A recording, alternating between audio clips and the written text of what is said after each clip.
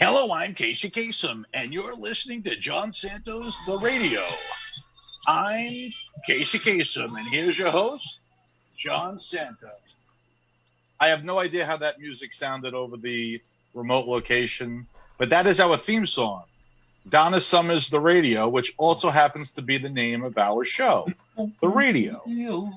I like when, see, I'm a James Bond fan, so I like when the song for the movie matches the title of the movie.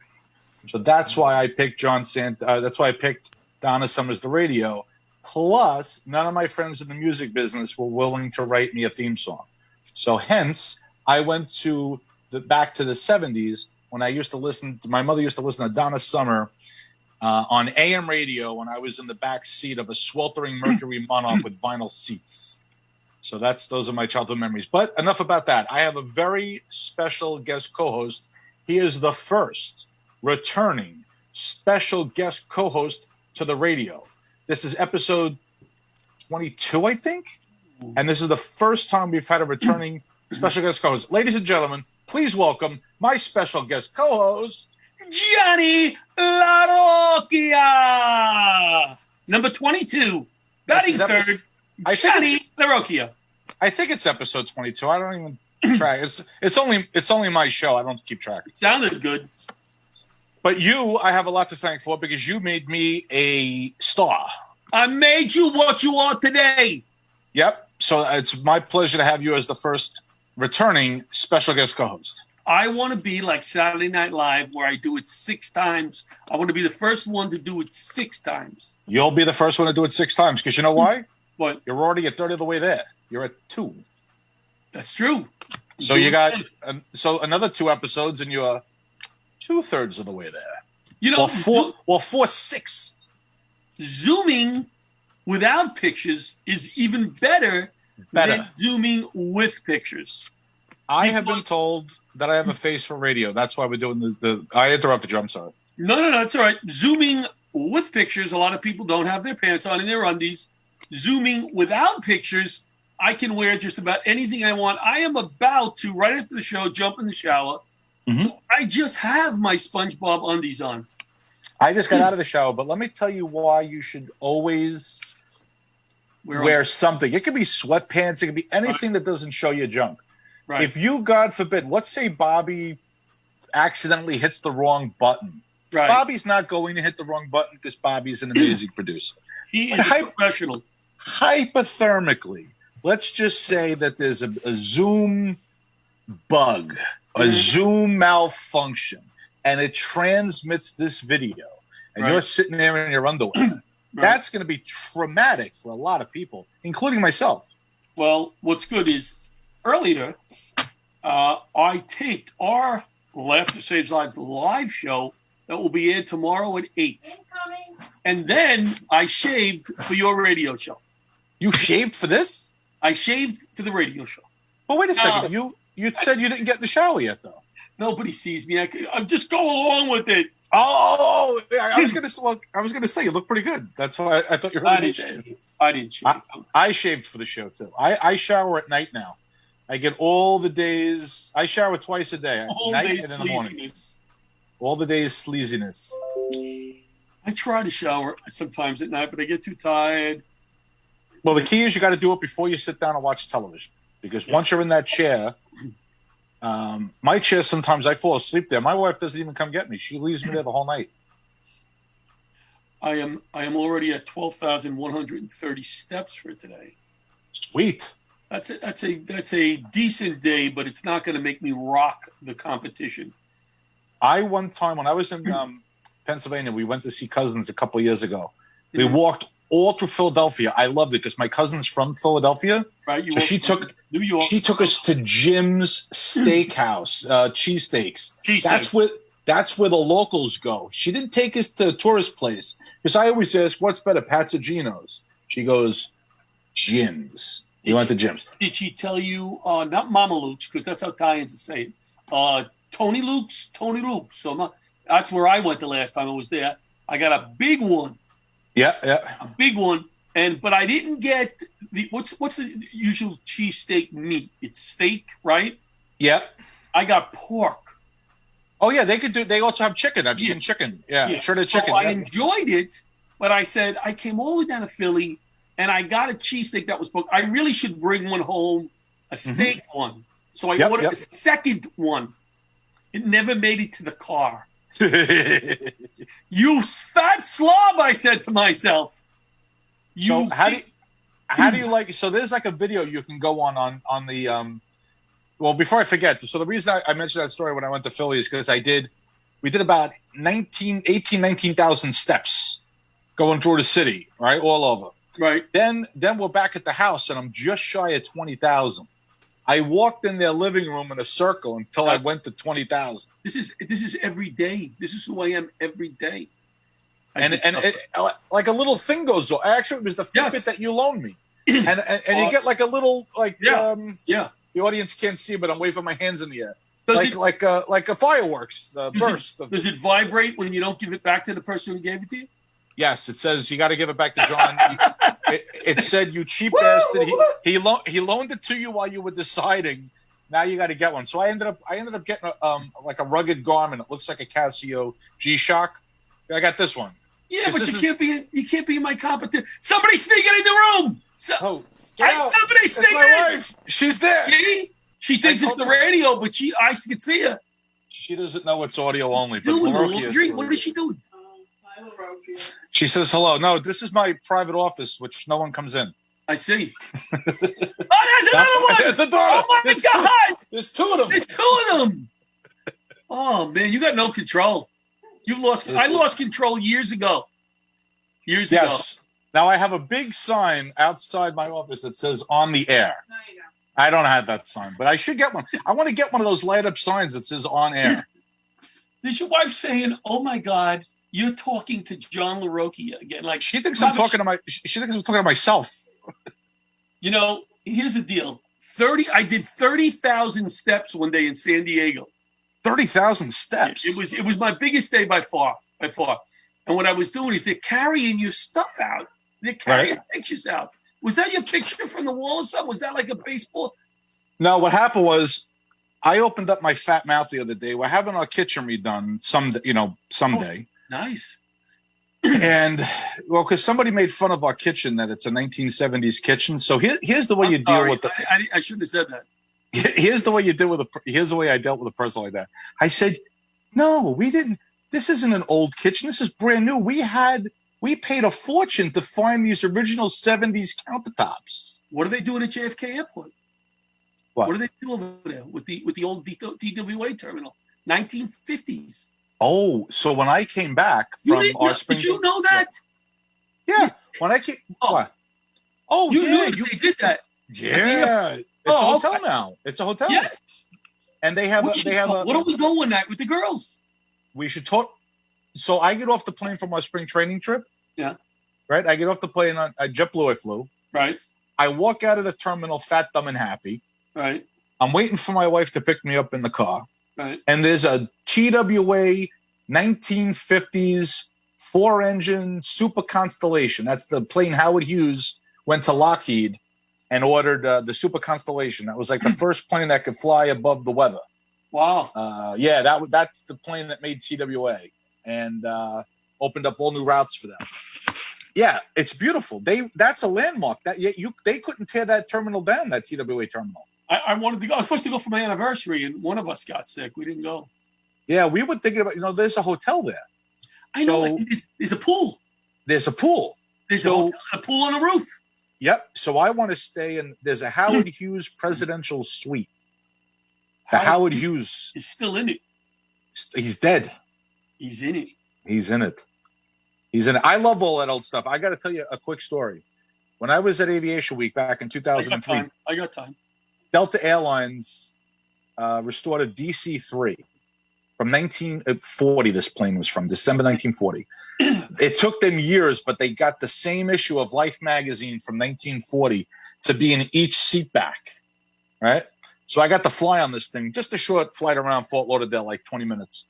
And what's cool is I asked them, I said, wow, that rack looks too small for a bag. Is it just for briefcases? They said, that's not for luggage. It's for hats. No hats.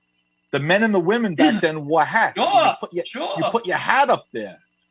We should start doing that. Laughter Saves Lives tour. Should always. Yes, we got to go to Japan.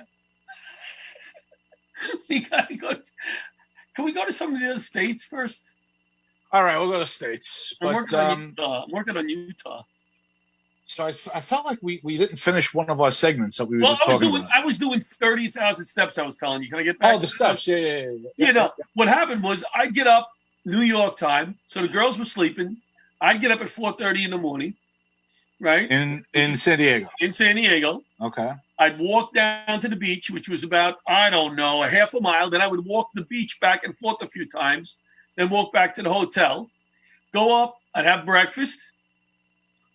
Then I would get the breakfast for the girlies, go down, give them breakfast. Then we would walk down to the beach again. Mm-hmm. And then I would do a few laps, but I would lay in the sand. So I had got a little piece of glass in my foot before I went to San Diego. The day after 30,000 steps, we flew home. I couldn't walk onto the plane. My foot was so much pain. Was it infected? It wasn't infected, but he did cut a few layers in there. He went in, he cut. He goes, I think I got it. I think. You don't want the doctor to ever say, I think. You want him to say, we got it. He kept cutting and cutting. Ooh, that's painful. That was stupid. But we had a good time in San Diego. But, you know, they got a lot of homeless out there. And we met a deacon. I told you this story already. But I got Oh, yeah, you were saying that, yeah. There's got to be a mess out there with this virus. Especially with the virus, yeah. With the homeless, I mean, it's terrible. But so you know what? I saw some good news today about the virus. Yeah. Some positive news. I want to do positive, because there's too much negative. Yeah. But about the positive, they did some kind of sampling test in Los Angeles. Yeah. They thought they had, like 10,000 cases, I think 8,000. I hope I got my numbers right. They did that antibody test on a random sample and projected it out. Yeah.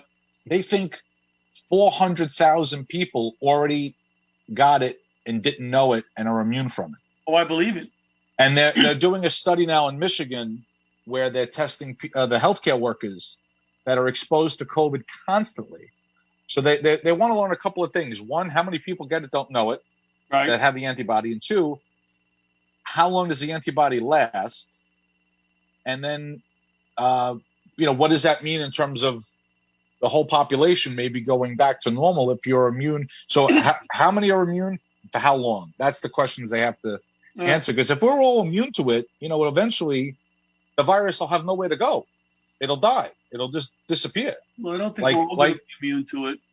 Hopefully, right. So hopefully the ones that aren't, they can do something for them, either vaccine or something. But hopefully it'll just cut down on the people going into the. But don't forget, they've been working on a vaccine for the common cold, and that's a coronavirus. Yeah. And they don't have a vaccine for that. They haven't, so. Well, the Major League Baseball is doing something, right? 10,000. Yes. They're going to do testing on 10,000 baseball-related, the vendors, the players, the front office. So I gotta bring Mike Francesa on the show here because we got some breaking news about the Mets. Let's hear it. You want to? Should I bring Francesa in? Well, I don't like Francesa, but for you, I'll listen to him. First of all, I'm very funny, John. I'm an excellent sports announcer. I don't know why you don't like me so much. I don't know why. I don't know why. I just baited you. You should be saying why you don't like me. I don't know why. Oh, I think you're a bully. I think you bully people on the radio. That's fine. No, that wasn't it. Oh, I do bully people. And you repeat yourself a lot. Yes, I was hoping you'd pick up on that. And you did. You did. You totally did. You totally picked up on it. You did. You totally picked up on it. Anyway, you're the only guy that's cracked me up. I can't even do it with a straight You're the only guy that's left the radio twice and is still on. I have retired so many times. You know what I'm doing? I'm trying to pad my pension. That's what I'm doing. I'm padding my pension. Let me just tell you the breaking news. Yes. A-Rod and J-Lo have retained J.P. Morgan to raise capital for a possible bid to buy the New York Mets. Now, why couldn't they use Cohen also? First of all, I don't like J-Lo.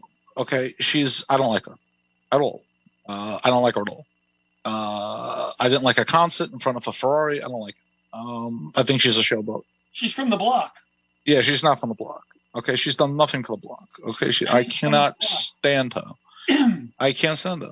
A-Rod, I can kind of deal with, but why can't you stand at third base? Everybody would hit a triple. Come on. Everybody would get a triple. I just don't like her. I don't like her. I just don't like her. But Steve Cohen, richest guy in baseball, if he can pull off the deal. I don't understand that whole thing. Why couldn't he still be involved? I think he is. Let me ask you a question. Do you think the Wilpons regret not selling to him and walking away from that deal, pushing him away from that deal? I think they do. I don't know, but it was a bad move. Very bad move. Very bad move. Yeah. So what else you want to talk about? Let's see what else. What do you think about that? What do you think? I want Cohen. I don't know. This freaking A-Rod. That's gonna be a circus. The last thing the Mets. But who would he attract? He would attract people with money too. Movie stars, baseball. I don't want those people involved. I don't want them. I want one super rich guy, Met fan guy to buy the team. It doesn't happen often anymore, though. Really doesn't. I know, but this. How about Cohen 51% and J-Lo and A-Rod's team? Yeah, but then you're gonna have stupid J-Lo, stupid night, and all that. I don't know. I don't know. I would rather just have Cohen buy it. You know, he grew up a Met fan. He's got more money than any other owner. I think that would be the best thing for the Mets. We'll see. We just want to get the guys on the field. That's the main thing. Get the guys on the field. Capacity. What do you think of this other controversy that came up with the Mets? Which one was that? The black jersey controversy. Is this? Did you make this controversy? Or? No. Some of the Mets, Alonso and Stroman, tweeted that they wanted to have one night with the black jerseys. What does that mean? One night a week? Like one night a week. One night a week. Right. Now, I think you know how I feel about it. Well, you'll just own another jersey. No, I hate the black. Yeah. I don't like the black jerseys. The Why team colors. Black? It makes them look tougher? I don't know. It's not because they did that. It was stupid when they did it in the 90s. The team colors are blue and orange. I am so against not using the blue and orange that my wife we were at a craft fair and there was a picture of Citi Field. Wouldn't have it because it still had the old black fence. I want the blue and orange fence. Let's go back to you being at the craft fair. Oh, I wanted to kill myself. Those craft fairs are so boring. You know what I call them? What? Crap fairs? Crap fairs. Crap fairs. She took me to one in something, Massachusetts. I can't remember the name of the town. I hope I forget it. Don't tell me you drove home. Oh, yeah. We drove 4 hours to this stupid craft fair in wherever the hell it was, Massachusetts. It's picture all the crap that gets thrown out at garage sales, the shit that doesn't sell. Goes right there. That's, I think, where it all goes. That's nuts. They were selling an egg carton from the 40s for $60. It looked like something you could get tetanus from. And they're selling it for $60. What do you mean an egg carton? What do you mean an egg carton? I spent $40 on a game-used baseball, right? When Steven Matz pitched the first 100, his first complete game, I was at the game. It was July 27th. It was Mr. Met on the Moon bobblehead night. He pitched his first. I was turning 50. So I said, I'm going to treat myself to a ball. You want to hear something? Yes. The serial number, because it was an authenticated hologram ball. The serial number started with JB 819. JB, John's birthday, August 19th. That's my birthday. Same birthday as Rondell. What are the chances of that? So she's like, what are you spending $40 on a baseball for? But she'll spend $60 on a tetanus-infested milk crate from the 40s. What do you buy a milk crate? You mean the ones they used to put the milk in? Not a milk crate. What do they say? I meant egg, like a wooden egg tray. What the hell's that? And it says like Schmidt's eggs or somebody's eggs. Who cares? I gotta talk to her. Just like Francesca would say, who cares? It's boring. Who cares? That's what they go for, this crap. And we went with another couple and they were into this crap. They bought some freaking termite-infested barn door thing. They use it as the They put it in their house. It's their cupboard door. Stupid. You got issues. Not me. I won't go back there. What did you at least get a good country meal out of the deal? Nice breakfast, someone.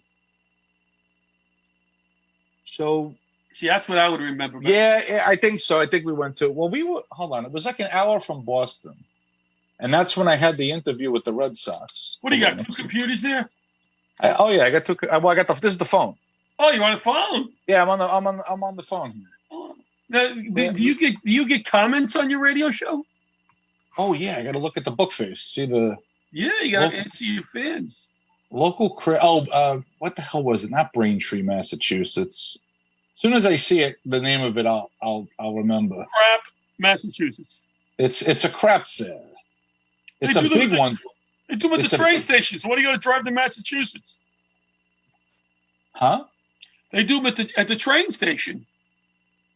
Right? Yeah, this is like I'm talking acres and acres of crap. I can't believe it's not coming up here. I just googled Sturbridge. Yeah, Sturbridge. I think Sturbridge, Massachusetts. Yes, it's a. Oh no, Brimfield. Brimfield is the name.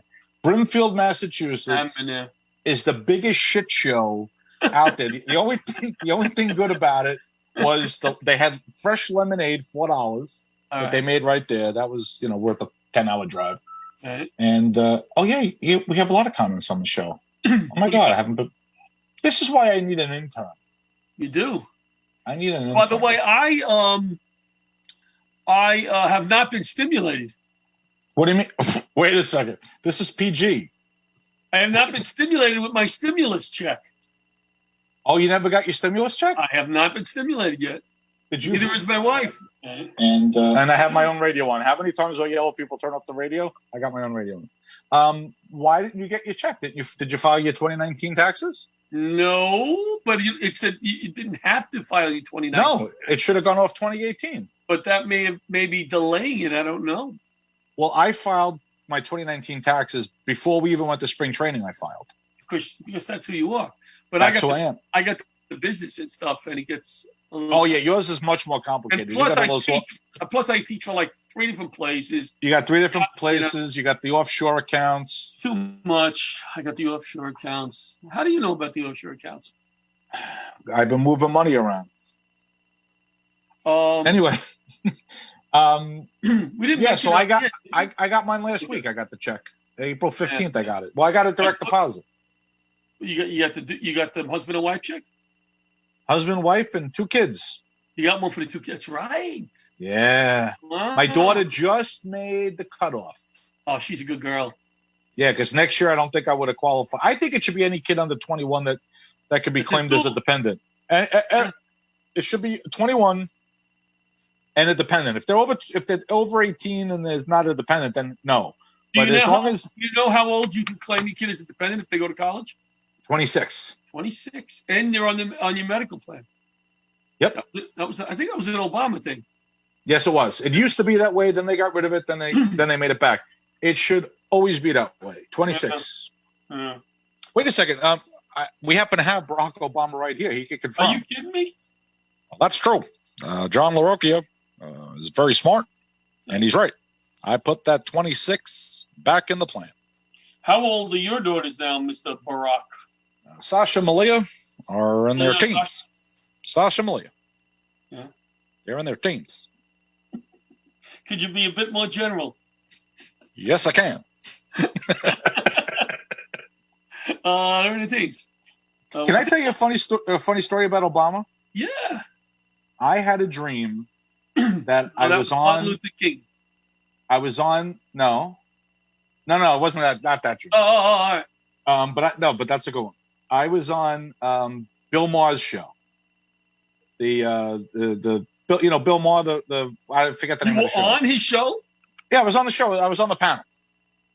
And he loved my impressions. I was actually, true story, I was on a plane with him. We were coming back from San Francisco, California. No, I'm sorry. We had flown into San Francisco, driven down to L.A., flown back from L.A. And we were I used my points to upgrade to business class. You always do that. You use your points. I don't have any points anymore, so now I'm back in steerage for the next 10 years. Yeah, But we were in the Delta Business Elite, beautiful cabin. nice. And he was sitting like a couple of rows in front and on the other side of the plane, but we saw him. Right. And anyway, so I had a dream that he liked my impressions of all my people, and I was doing Obama, and he was like, have you ever wanted to meet any of your impressions? I'm like, I would love to meet any of the people I do. And Obama comes out from behind the thing, and I meet him right there on the show. You kidding me? No, no, in a dream. Oh, in a dream. Yeah, in the dream. I It forgot. didn't really happen. The story was so long, I forgot the beginning. Sorry.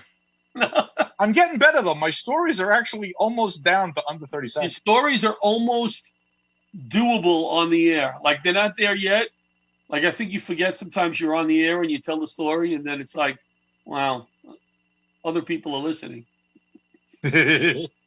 So there is a condition that I actually am going through now. Yes. With all that's going on, this is insignificant. It's just one of those stupid things that comedians say. I'm going through a jalapeno popper withdrawal. Really? Yeah, I love Where Mexican do you get food. those? I don't even eat those. Oh, well, they're terrible for you. Well, there you go. I went to this Mexican place right before all the shit hit the fan.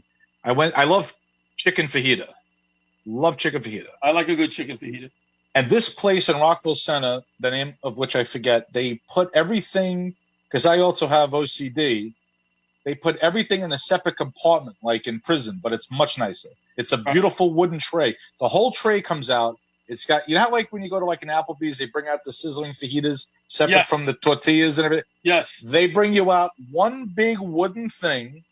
It's got your accoutrements, like your salsa, your sour cream, your cheese. Did you say accoutrements? Is that the right word? I don't know. I hope so. Somebody will correct me. Because it's Facebook. Everybody corrects everybody. I get it with the chicken and the onion, the pepper, whatever. And everything is separate, and you don't have to ask for anything. It's all there. So all you start accoutrements. So you peel your first fajita wrap. Yeah. You put it down. You sour cream it. You tomato it. You cheese it, and on comes the chicken. Well, let me tell you something about that. Yes. What? Remind me to tell you a story about the German restaurant when I was away. I'm going to write it. Which one? Outside of Chicago. Oh, okay. German. The real Oompa restaurant.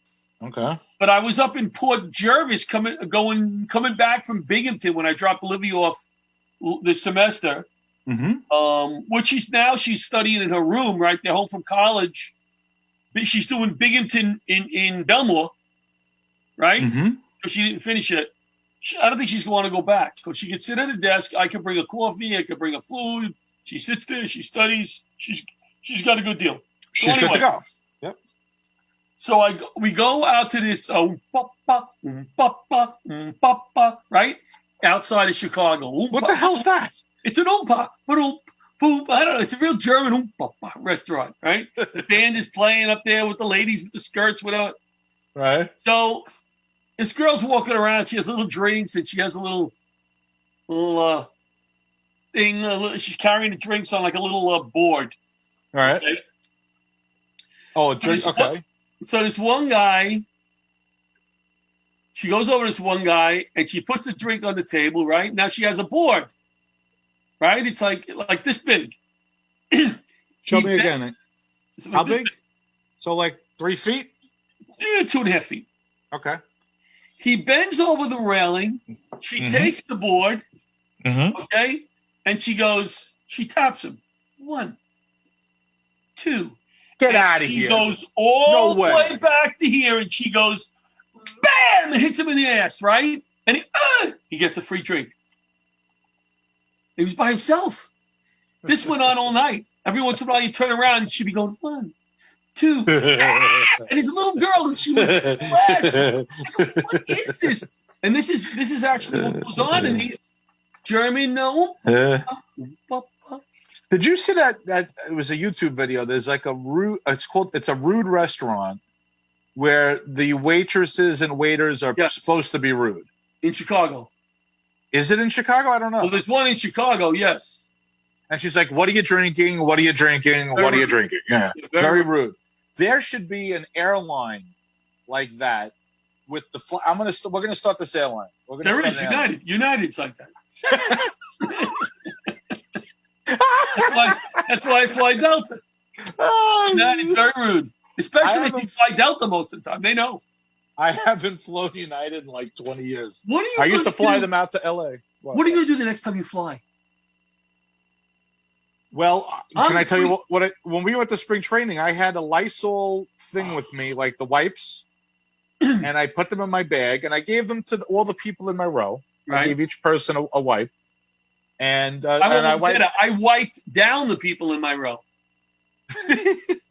Well, I tell you though, I wish all the airlines would go to the leather seats because you can't wipe down those cloth ones like you can the leather. And it was dirty when I wiped it down. They're filthy. Dirty. You got to wipe down your. I saw a thing about luggage, how much germs are on your luggage.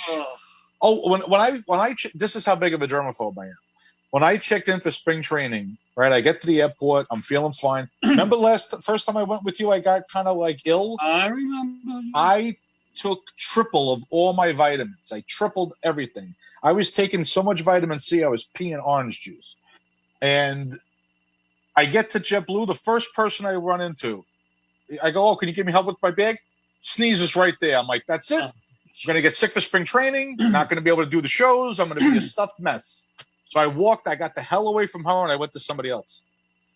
I'm going to be wiping things down. And now this is before COVID. This is before I'm like this with a sneeze. What we call in the hazmat world, as you know, I'm a hazmat guru. Yes. I'm going to get... You're a hazmatician. A PAPR. What's a PAPR? Powered Air Purifying Respirator. What is that?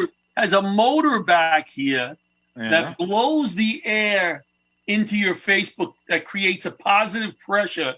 So into your Facebook? No, into your face piece. So nothing. Oh, into your face mask. It's like a CPAP. So that's what I'm going to wear. It's almost like a CPAP. CPAP. That's positive. Isn't that positive pressure too? CPAP. For your sleep apnea. Oh yeah, okay, yeah, but that's just in your nose. This is a whole mask. Oh, the whole face. I got you. Whole face, and it's a little motor back there, and it's like a respirator. Only its protection factor is 5 times greater than a respirator. Nice. You know, when I went to spring training, I tried to bring as little luggage as possible. And so I didn't bring my CPAP machine. I had just gotten the CPAP machine. You got to wear it. So I go to my doctor after I get back, a couple of weeks later. She goes, "Oh, you're doing so well with the CPAP machine, but there were 4 days that you didn't use it in February." And I said, "Well, I went down to Florida for spring training, and I didn't want to bring, I didn't want to have to check a bag or whatever. So I ended up checking one anyway." But she goes, Your sleep apnea doesn't stay in New York when you travel down to Florida, so you got to bring the machine. She's tough. I love her. She's very tough. I've never had my records examined. Oh, mine transmits to her every day. I got a new one. I guess I could do that, but I don't. I got a new one. The new one. It's automatic. It doesn't even connect to your Wi-Fi. It beams out through the cellular network. Now, here's a funny story. You get points. To the World Trade Center Medical, by the way. They're right next door to where my doctor is. They're in Franklin Avenue. Oh, but I went in there to so I look on the app, right? Just like you track your steps, you could track your sleep. So you get X number of points for X number of hours. You get X number of points if the mask doesn't come off, and if you don't have any events during the night. So one time, my wife woke me up 7 minutes before the maximum, because the maximum points you get for sleep duration is 70. She woke me up 7 minutes early. I missed 100 by 1 point. I got a 99. What does that mean? Well, I would have got 100. If I'd slept another 7 minutes, I would have got a perfect score. Yeah. I would have got 70 out of 70 for the duration, so many points for the mask, and so many points for the not having an event. I fall asleep on the couch too much. Me too. That's why I got to put the CPAP on before I go on the chair. Yeah. Now, I woke up with the cord wrapped around my neck. I think my wife's trying to kill me. She's hoping that I fall off the bed and and hang myself, I think. That hose is very long on the CPAP. In fact, my hose is so long that I'll go to the bathroom and take it off. I don't take it off anymore. You said my hose is so long. It is. I got a long hose. You got to think about what you're saying. It's not a penis joke. It's not a penis joke. Wait, you said no, but this is what you said. If anybody takes that account, my hose is so long, I bring it to the bathroom. Yeah, I don't disconnect it. I don't disconnect mine either. It doesn't take much to get you to laugh. I'll show you the third. Our listeners can't see this, but this is the stuff I got. TheraWorks? Yeah. What is that? I got this for Christina mostly right now. That is what they use at St. Luke's Hospital for the children. They put that all over their bodies to reduce getting infection. Okay. And basically, it lasts for 6 hours. So I take that. If she's going to see patients, she puts it all over her hand. She puts it all over her face. And if she touches something up to 6 hours, it will get killed. The germs will get killed. Whoa, I like that. 6 hours. It was $38 for 2 bottles. Federal Resources, the company I teach for Customs and Border Protection. Yep. They recommended this product. Now speaking of Customs and Border Protection, let's talk about. We got 2 things to talk about. One is you made history 2 weeks ago, a week ago, 2 weeks, 2 weeks ago. 2 weeks ago. Right on this network, on the sister network, Strong Island Television. Yes. You made history. You went. I'm going to just tell the audience. This man went for 5 hours. 5 hours. Consistently. He took a leak during my set, which means I'm either very funny or not very funny. I don't know which. I'm going to go on the former. Mm-hmm. I had them laughing. I was able to get them laughing long enough for you to take a piss. You were on for or stun them into shock, unconsciousness, right? Long enough to go. Where's John?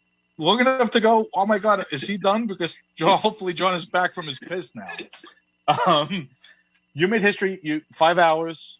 You had a lot of comedians on. I was one of the comedians. You had a lot. I don't even know how many comedians did you have on the air? And 2. You had a lot of different people. No, you had 2. No, we had about, I think, 15 or 16 comics. We had 2 singers, and we had some testimonials from an EMT, a nurse, Michael Barish, who's one of our sponsors and head of the law firm that helped so many 9/11 firefighters. Yes. And then we had the president of Friends of Firefighters, Nancy Carbone. Yep. So you had basically the whole After Saves Lives family on one massive internet-based television telethon. Yes. 5 hours, and the purpose was to raise money for, and how much did you raise? $11,000. $11,000. And I'm going to make the announcement right now. John Santo has just contributed another $1,000. Let's make it even 12. All right, so I got to tell my wife. When they do that. I gotta tell my wife not to spend that stimulus check. It's $12. I should have told you I got my stimulus check. I just got stimulated. There we go. All right, John, you got $3,400. We're getting $1,000. So that was nice. No, I will make a donation. Absolutely, in the amount masks are coming through, and I could say this: to this day, as of today, I'm still getting messages. Are the masks in? Why am I getting those messages? I'm getting them from nurses in an ER in a hospital in Brooklyn. I'm getting them from FDNY guys. I'm getting them from an organization that works in Nassau County that is related to medical, that goes in people's houses. They have no protection at all. This is disgraceful that they don't have this, but God bless you for doing this for them. Johnny, raise the money to get this done. God bless. God bless you and your whole family for what you do. There will be stained glass in a church in Queens with your image. For Saint me. John Larocchia, the Hazmatician. I don't stop to think, why are we, Laughter Saves Lives, buying face masks for people who work in a hospital? Why isn't the hospital buying them? Why are we Right. able to get them in? You can't stop and think that way. You just got to go, I want to help. Let us help. Yep. And that's all you can do. I'll tell you why you're buying. Because a lot of people, and we don't get political, but a lot of people dropped the ball, and you didn't get involved in that. You picked it up, and you know why you bought the masks? Because people needed them, and you saw a need. You organized it by yourself. Yes. And you raised the money, and you got the masks. Now, you were a volunteer firefighter. You were a paramedic or an EMT? Just an EMT. All right. Could you study a little more? All right. So you're an EMT. You were a firefighter. Did you ever go into a call without enough protection? I was in the Wanto Fire Department. Yes or no question. Never. They always gave us exactly the equipment we needed and all the PPE that we ever needed. We had. Did I, as an FDNY hazmat guy, ever go into a call without the right suit, right? Never. Gloves? Never. Never. And these nurses are working for 3 days wearing the same mask they should have changed out 15 times already. Yep. That's ridiculous. These things were 70 cents a unit before this. I don't know. You keep saying 70 cents.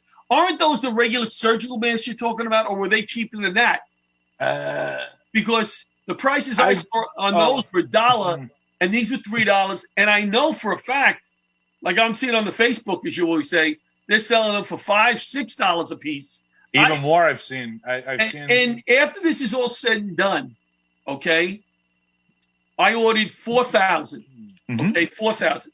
After all this is said and done, hopefully they'll be at my house within the next few days, and I'm going to get them immediately out to these people who need them. How are you going to do that? Do you need help getting People them are out? coming to my house, socially distancing and taking them and going to guy that works in the FDNY. I don't want to say where they're going at the FDNY because I don't want them to be, but one guy lives in Long Island that works at this firehouse. He's going to pick it up. He'll pick it up and take them in. Okay, right. Good. Right. The only ones that Frank is going to deliver some to the PD in Manhattan, Frank Fiala. So basically, most people are going to pick them up. Okay. But when all of this is said and done, I am going to expose is the wrong word. This company that we're dealing with could have price gouged us up the Watusi. And he did not. Not only did not, he gave me the price that, I don't know if they paid for it, but he gave me I only know because I know people are paying $1 more, $2 more for these masks. Yeah. He did the right thing. But I do want to say this because I've seen like local medical supply stores or whatever. Some of them are charging higher prices, but they're not the ones that are gouging. They're being gouged by their suppliers. Yeah, and that's why I just bought in Ace. I bought 50 of the regular surgical masks. In a box. Oh, they have them? They have them? In a box of 50. You could buy one for $34. All right? For how many masks? 50. 50 of the cheap surgical masks. They're $34? Now, normally I would say you would probably get that for $10. I think so, because I ordered a bunch back last year, yeah. But I just bought a box because they were there. Right. Yeah, you can't, yeah. It's going to take us forever to use them. We're not going to use them that much. I ordered also some nice washable ones. Yep. You know, I ordered a New York Mets one. I ordered a SpongeBob. Where'd you order the Mets one from? Facebook. Cool. Facebook. Now, here's the thing that I think where a lot of people blew it. Not the South Koreans, because in South Korea, it's very ingrained in their culture, I think, because they've had so many of these respiratory diseases. I don't know why it took the government in this country and other countries so long to say, yes, they looked at it too granularly. They said, okay, only the N95 will protect you from inhaling it. So if you don't have an N95, you're basically wasting your time. That was the wrong approach. If you wear a surgical mask, a cotton mask, or something, it may not stop the inhalation for those droplets, but it might stop the outbound. And two masks, if you and I, if there's less outbound, there's less to catch. Right. So let's say you and I are in the same place, right? If we're both wearing masks, chances are neither one of us is going to be able to. Supposedly fine. I called a guy who's the smartest hazmat guy I ever met. All right. What did he say? Brilliant. You're talking to yourself. No. I've been faking him out for a few years. So This guy is brilliant. And now he's in charge of, I don't know how many hospitals around the country with ordering equipment and whatever. And I called him the other day and I said, listen, I want to buy a mask that's comfortable, that's reusable. What do you think? And he said, John, if you just got the regular surgical mask, you're fine. Yep. You're fine. So I wish that they had done that weeks ago, months ago, whatever, because if that would have stopped the outbound. See, I'm used to wearing the N95. I'm used to wearing the N95 now. Well, I wear the N95. Yeah, I don't need to wear that. I don't need to wear that, but I have asthma. I mean, if I'm just going for a walk and I might run into people, I just wear a regular mask. If I'm walking the dog or whatever, or a surgical mask or whatever. But if I'm in the supermarket and I do my once a week trip to the supermarket, then I wear the N95 and gloves and all that shit. You can't go wrong. I used to wear a mask all the time when I used to walk up your block, hoping you wouldn't recognize me. But it's just so 10 nurses in California, I did a post on it before, was suspended because the hospital said that they didn't need the N95. And I'm like, that administrator has not COVID, they have stupid.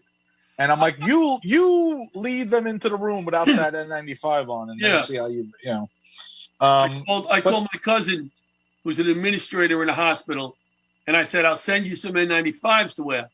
Mm-hmm. And she said, I can't. She goes, because I'm wearing it, they're just going to take it away and give it to some of the nurses. She goes, don't even. Oh, all right. You know. But first of all, we got to move all of the manufacturing for that stuff back into the United States. I hope after this they'll do that, and they'll have a stockpile. They'll build a stockpile. We got stockpiles of tons of stuff around this country that people don't even know about. Yep. That they meters and saws for disasters and all kinds of equipment. Medication. There's a stockpile of medication somewhere. Yep. Why didn't we have a stockpile of these masks? So they supposedly some 3 million of these masks, they expire after 5 years. They have a shelf life.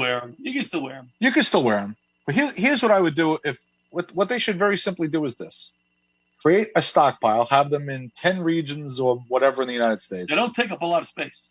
They don't take up a lot of space. Have millions of them ready to go. And then buy them each year. And then when they approach 3 and 4 years old, then give those to the hospitals to use right away. And then backfill, for 5 years from now. Backfill the inventory. So you always have less than 5-year-old masks.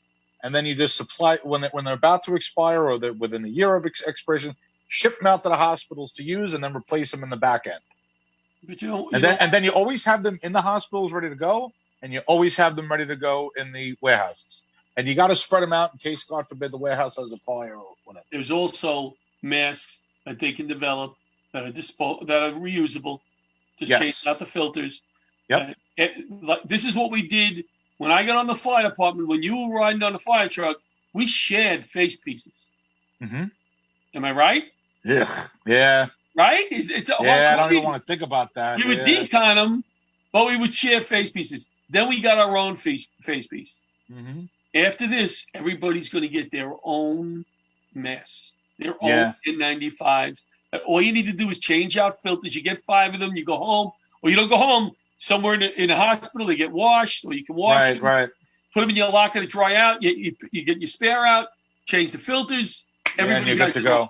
I think what you're going to see going forward is as soon as these things get back into the, when they can make them locally and they can make them plentifully, you're going to see a lot of nurses and everything stockpile them in their own house. Oh, I don't blame them. They're going to have 100 or whatever of them ready to go, however many they're going to buy. Even with these, I have to tell you, one hospital that I know, I heard from, this is why I didn't get involved with the administration, because I heard from the nurse, they're wearing the same ones over and over. Somehow I got passed around, administration. Where's the manufacturer? We got to approve them. Let us see them. Blah, blah. Your nurse is wearing the same one for 3 days and you're busting my balls. I want to donate these. Right. I can't even donate them. Yeah. You know why? This is the problem. These people don't have any common sense. All they have is front lines. Right. They're not on the front lines. They have, we have to accrue them. And what's your purchase? That's why there were suppliers that were ready to supply New York City. And it took them weeks because the city kept saying, what's the best price? And they went through the traditional. That's why this country can't do anything, because they're so bogged down and proceed. And this is at the state level, the federal level. This is across the board. The way that they budget, the way that they purchase, and they have agencies that just purchase takes too long. What is your thing? Common sense. Pull the goddamn thing up into the ER and let them grab them. Right? Simple, quick. They usually is it better to have one that may not be whatever procured by the whoever? I understand that there's some bad ones out there, but I think it's better than wearing the same one over and over again. Well, that's what happened after 9/11. There was so much crap equipment that hazmat teams were buying around the country because they had the grant money, they had to spend it, and they didn't know any better, and they got screwed. If you think you have an N95 that may not be whatever, throw a surgical mask on over it. It can't hurt. The KN95s are the one from China. They're just as good as the N95s, but it took forever to get them approved. And then who the hell knows? You know where my N95s came from? I got them from Tunisia. Why don't we make them? We should make them in this country here. I thought 3M was supposed to be making them millions of them. Why are they? First of all, they're trying to ship them outside of the country. Bullshit. You declare whatever, and those are American. Too early to ship them outside the country when people are still looking for them. Exactly. I can't believe I'm still getting calls because I'm saying, oh my God, these are delayed. They're not going to need them. So I send out an email. Hey guys, you still need them? Yeah, we still need them. Do you have takers for all the masks, or do you want to tell people how to get in touch with you if you need them, or are they all gone? They're more than all gone. I'm trying to spread them out as best I can, but they're more than all gone. I could give all of them to one organization. I see. Right, they would use them. NYPD and the FDNY, and they would probably use them. But I'm trying to spread them out through some nurses that I know that contacted me, to give them out to their hospitals, to basically bring them in work, bring them in a bag, and you give them to your coworkers. Right, right. Just so that they have the thing. Exactly. They need them.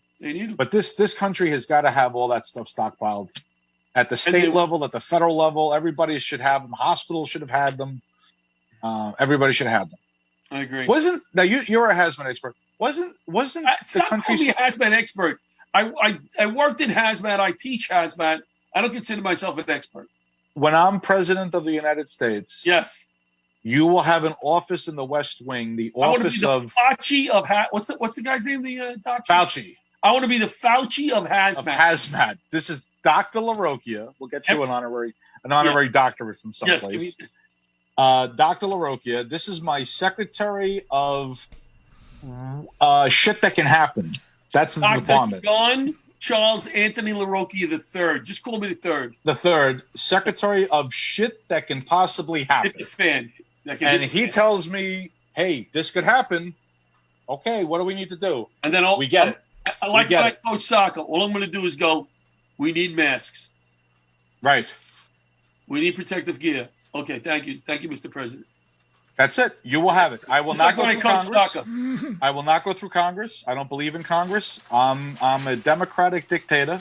I will get it done immediately. If you tell me we need it, fuck it. We're doing it. Oop, I can't curse on the show. I'm going to do... Bobby will bleep it out in post-production. I'm going to do what I did when I coached soccer. What? Coached 21 seasons of soccer. Here's as much as I said and constantly repeated myself. What'd you say? Spread out! Have fun! Pass it! Spread out! And have fun! Pass it! That was my whole coaching ability in soccer. I coached Little League, and the thing I repeated myself constantly, think about what you're going to do with the ball if you get it. Watch the ball hit the bat. Go! Well, no, this was fielding, because I'd be like, if you're the shortstop and you get the ball, think about where you're going to throw it during this situation. Right. 1 out, 2 out, 3 out, runner on, no runner. What are you going to do with the ball? I remember one coach I had when I was. What time are we going to? Oh my God, we got to now finish your story, then we're off the air. I had one coach in CYO baseball, Mr. Krishy. Mr. Krishy. And Krishy? here's how we would coach. You're up at the plate. Come on, Johnny, you can hit the ball, Johnny. Come on, Johnny. Come on, you. I strike out. You stink! Stink! Well, Mr. Christian, you told me, sit down. We were down. We were in a playoff game. We had 3 outs to go. We were down 6-2. 3 outs left, right?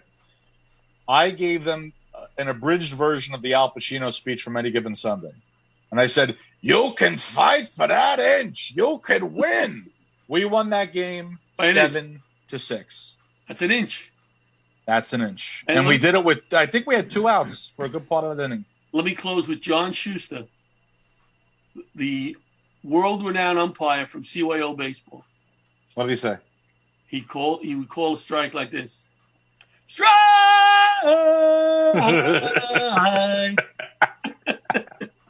Well, that is our show. Thank you so much for another great appearance. Great. Well, let's say decent appearance. Decent. Second. Now, the first time we were in the studio.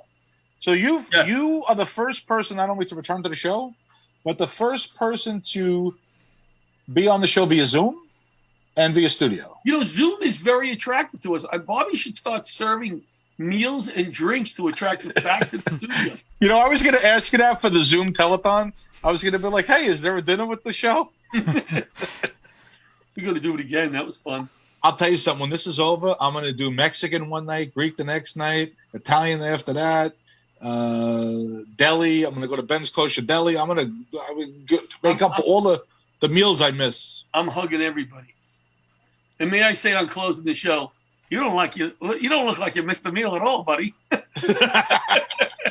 Well, thank you again to my special guest co-host. Say your name. Johnny Larocchia, the third. Larocchia. And thank you all for listening. I do not have a guest co-host for next week.